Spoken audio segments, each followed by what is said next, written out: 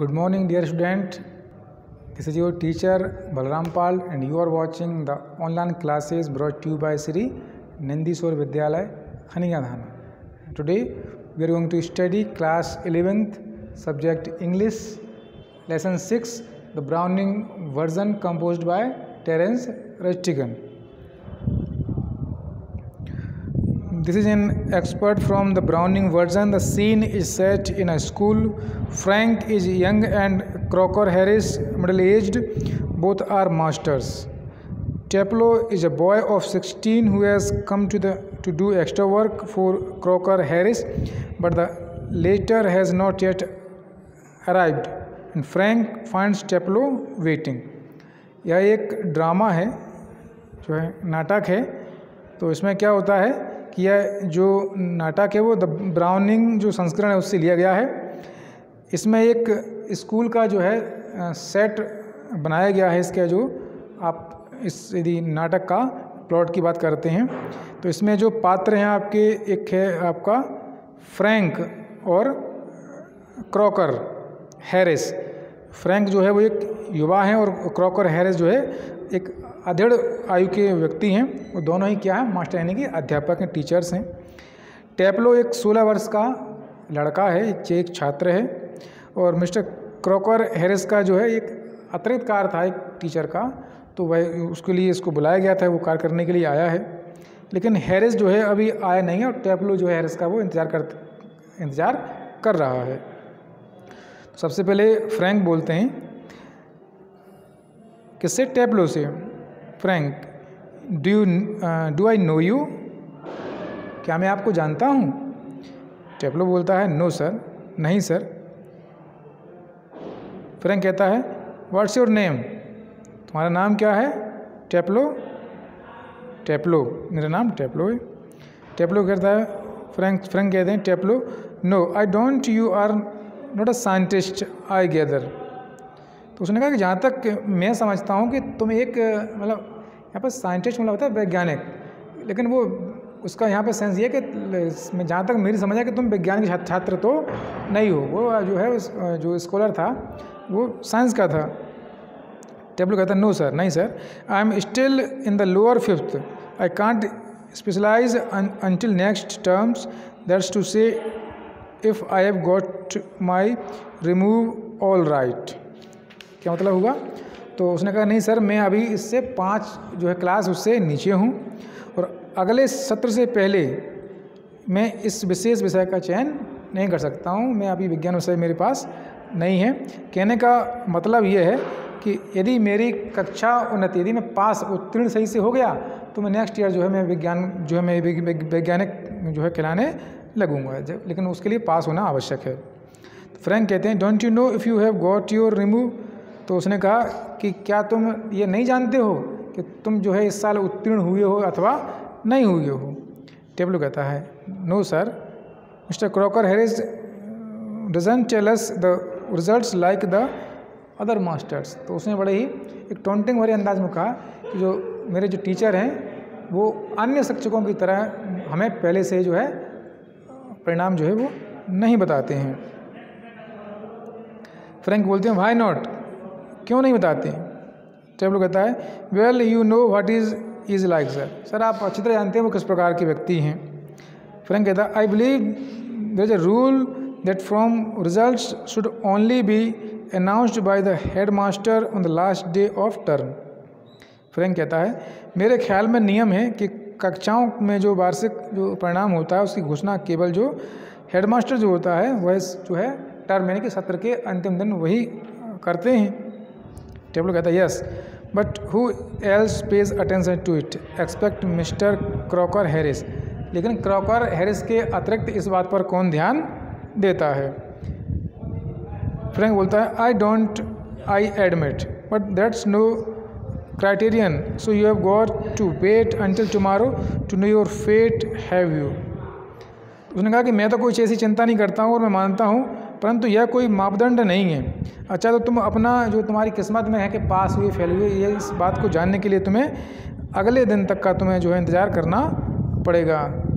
क्यों नहीं करना पड़ेगा क्या? टेप्लो कहता है, हाँ श्रीमान. फ्रैंक कहता है फिर उसके बाद supposing the answer is favourable what then, कि मान लो यदि परिणाम तुम्हारे पक्ष में आया और तुम जो है उत्तीर्ण हो गए तो उसके बाद क्या होगा। टेबलो कहता है वो साइंस सर ऑफ कोर्स, हाँ सर मैं तो बिल्कुल विज्ञान ही लूँगा, इसमें कोई सी बात की कोई शंका की बात नहीं है। फ्रैंक कहता है सैडली बड़े दुख से कहता है yes we get all the slackers, हाँ सब सारे निकम्मे लोग जो है वो साइंस के पास यानी कि हम लोगों के पास ही आ रहे हैं। टेबलो कहता है प्रोटेस्टिंगली, मतलब उसने थोड़ा सा इस बात का विरोध किया जब उसे निकम्मा कहा गया इनडायरेक्टली, तो उसने ये कहा कि I am extremely interested to science sir, नहीं सर मैं बड़ी ही मुझे इस विज्ञान विषय में बहुत ही ज़्यादा रुचि है। आर यू, फ्रैंक कहता है are you, I am not at least in the science I have to teach, तो उसने कहा कि तुम्हें हैं, मुझे तो बिल्कुल भी नहीं, और विज्ञान को तो मुझे पढ़ाना पड़ता है। मतलब उनकी कोई इच्छा जो थी सर, उनकी कोई इच्छा नहीं थी विषय में उनके हिसाब से, वो तो उन्हें मजबूरी बस जो उनका जॉब था इसलिए उनको पढ़ाना पड़ता है। टेबलो कहता है what is this sorry well anyway sir it's good deal more exciting then is much indicating his book, अच्छा फिर सर विज्ञान इस गंध से तो ज़्यादा ही इंटरेस्टेड है। उसने जो गंध है ना, गंदगी किस चीज़ को कहा गया था, उसने अपनी एक पुस्तक को संकेत करता है। तो कहता है फिर वो फ्रैंक बोलते हैं टीचर व्हाट इज़ दिस मक, तो ये जो है क्या गंदगी है ये। फ्रैंक बोलता है एसिलस सर द अगमेम्नन, अगमेम्नन मतलब क्या है कि जो द एसिलस एक अगमेम्नन का एक पहला एक नाटक का संस्करण था, एक पुस्तक है, एक नाटक है, बड़ा फेमस रहा। एंड फ्रैंक कहता है and your considered view is that the Agamemnon is muck, तो उसने कहा कि तुम्हारा अच्छा विचार है कि जो अगमेम्नन है वह गंदगी है। टेबलो कहता है well no sir I don't think the play is muck exactly, I suppose in a way it's rather a good plot really, a wife murdering her husband and all that, I only meant the way it's taught to us, husband and all that, I only meant the way it's taught to us, just a lot of Greek words strung together and 50 lines if you get them wrong। मतलब क्या हुआ इसका, नहीं sir मैं इस नाटक को गंदगी नहीं समझता हूँ, मेरे हिसाब से यह है तो अच्छा, इसकी कहानी भी अच्छी है, इसमें एक पत्नी अपने पति की हत्या कर देती है। मेरा कहने का मतलब ये था कि जिस प्रकार से हमको यह पढ़ाया जाता है उसमें बहुत सारे ग्रीक शब्द भी हैं और 50-50 पंक्तियों, और यदि उसमें लाइनें हैं और यदि उसमें कुछ गलती हो जाए तो उसका क्या। फ्रैंक फिर बोलता है you should a little bitter Taplow, तुम कुछ ज़्यादा ही कठोर बात कर रहे हो टेपलो। टेपलो कहता है आई एम रेदर सर, हाँ सर। फ्रैंक कहता है कैप्टन, ओह तो आज स्कूल में तुम रोके गए हो। टेपलो कहता है नो सर एक्स्ट्रा वर्क, नहीं सर ये तो मेरा अतिरिक्त कार्य है। फ्रैंक बोलता है extra work on the last day of your school, मतलब विद्यालय के टर्म के अंतिम दिन तुम्हें ऐसा कौन सा जो है वो एक्स्ट्रा वर्क हो गया है। टेपलो कहता है yes sir I might be playing golf, you would think he'd have enough to do anyway himself considering he is leaving tomorrow for good, but oh no, I missed a day last week when I was ill, so here I am and look the weather sir। कहता है हाँ श्रीमान मैं भी घर रहकर जो है गोल्फ खेल सकता था, और आप यह सोच रहे होंगे कि उसको भी तो बहुत कार्य करना पड़ेगा, उसमें भी बहुत मेहनत होगी, लेकिन वह जो कल है वो हमेशा के लिए यहाँ से जा रहा है। परंतु नहीं, जब पिछले हफ्ते में जब बीमार पड़ा था तो एक दिन मैं स्कूल नहीं आ पाया था और मुझे आज आना पड़ा, और आज का मौसम भी तो देखो। फ्रैंक कहता है बैड लक, तुम्हारा जो है भाग्य ही आज ठीक नहीं है।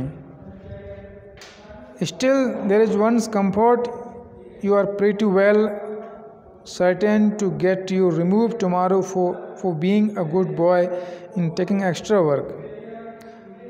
तुम्हारी किस्मत ठीक नहीं है, परंतु एक तुम्हारे लिए अच्छी बात है कि इस एक्स्ट्रा वर्क को करने के कारण तुमको एक अच्छा लड़का जो है समझा जाएगा और तुम्हें कल उन्नति जो है अवश्य ही मिल जाएगी। इस प्रकार से ये चैप्टर आगे बढ़ेगा और बाकी का जो चैप्टर है इसको हम नेक्स्ट वीडियो में पढ़ेंगे। तब तक आप इस पाठ को घर पर देखें, समझें और किसी प्रकार की कोई समस्या आने पर विद्यालय आकर हमसे संपर्क भी कर सकते हैं। तब तक गुड बाय।